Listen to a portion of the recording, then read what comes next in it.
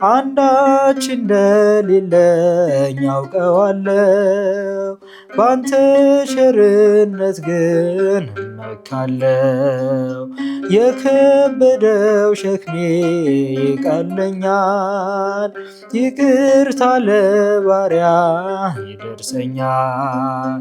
በመቅደስ ቆሜ ለመዘመር ስራህን ለትውልድ ለመመስከር እኔ ማነኝ ብዬ አስባለሁ።